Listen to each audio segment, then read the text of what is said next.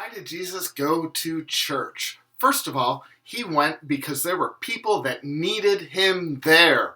There were people that were hungry, that were sick, that were lonely. There were people that needed to be healed. There were people that needed to be liberated. He came to tell them good news. Jesus went to church because the church needed him. If Jesus was going to be bringing good news to the poor, then he had to interact with some poor people. Jesus needed some blind people, right? So Jesus needs the church needs Jesus. Why else? Luke tells us that it was his custom. Yes, Jesus went to church out of habit. He made it a habit to appear in the synagogue, and he had appeared many times before. Finally, Jesus is full of the Spirit. In this instance, Jesus shows up at church because the Spirit drives him. Why do we go to church? Well, there's lots of different reasons, but the same 4 reasons apply. 1, we need Jesus. Normal people don't go to church just because most of us, for the first time, especially if we're showing up as adults, are there because we need something. We might need liberation. We might need healing. We might need a friend. Whatever it is, we show up with a need. Secondly, we sometimes show up, especially those of us that have had our needs met in church, we show up because Jesus needs us.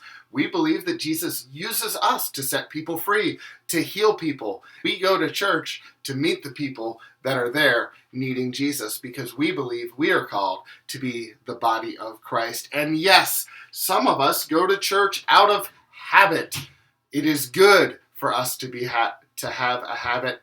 Finally, some of us go to church just like Jesus because we are full of the Spirit, and the Spirit drives us to church. What does Jesus do when he gets to church? He announces that the Spirit of the Lord is on him, that this prophecy is fulfilled in him, that blind people will see, people will be liberated, that prisoners will be released. He proclaims the year of the Lord's favor. That's what Jesus does. We go to church so that those things can happen. Do they always happen in church? Do they always happen in our church? No! Sometimes we get our priorities wrong, which is why sometimes Jesus shows up at church and turns over tables. And so the more important question is not, is it happening in the whole big group, but is it happening in you? Is it happening in me? If it happens in us as individuals, we can help it happen in the big group. Are you a person that invites freedom, that invites healing? Are you a person that is good news to the poor?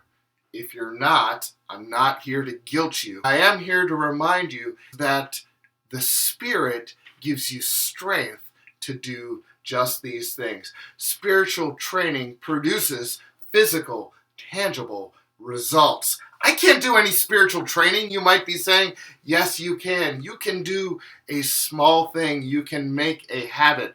Some of us freak out because we can't heal people right away, right? Well, guess what? Marathoners can't marathon right away. Powerlifters can't powerlift right away.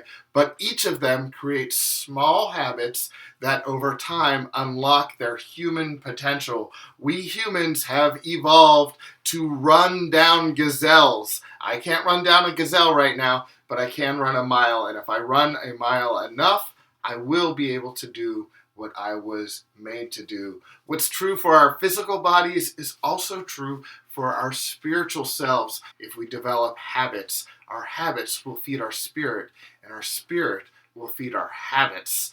So, attached to this video are some ways that you can start a spiritual habit. One habit that you can try that will grow your spiritual strength.